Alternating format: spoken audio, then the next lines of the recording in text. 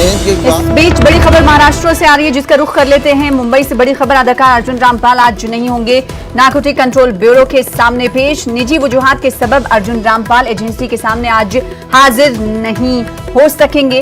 अर्जुन रामपाल ने 21 दिसंबर तक वक्त मांगा है। कल हमने देखा था कि एनसीबी ने समन जारी किया था अर्जुन रामपाल को आज पेश होने के लिए।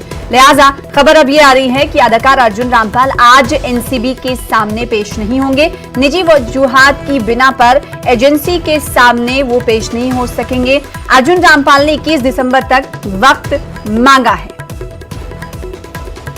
कल समन जारी किया गया था अर्जुन रामपाल, अदाकार अर्जुन रामपाल को एनसीबी की तरफ से कि एनसीबी में वो हाजिर हो, एनसीबी दफ्तर में वो हाजिर हो। लेकिन अब खबर ये आ रही है कि अदाकार अर्जुन रामपाल आज एनसीबी के दफ्तर नहीं जाएंगे, क्योंकि उन्होंने निजी वजूहात का हवाला दिया है। साथ ही उन्होंने वक्त मजीद मांगा है। अर्जुन रामपाल ने 21 दिसंबर तक वक्त मांगा है।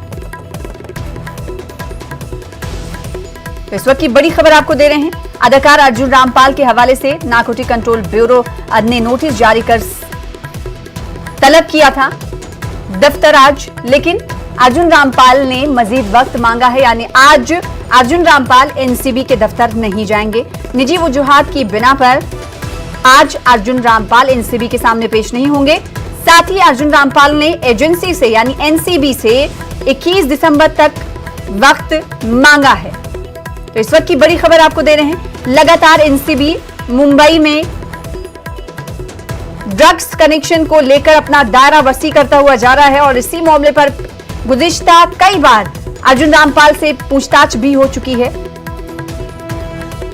और एक बार फिर से पूछताछ के लिए समन जारी किया गया था एनसीबी की तरफ से अर्जुन रामपाल को। अब अदाकार अर्जुन रामपाल ने मजीद वक्त मांगा है एजेंसी से।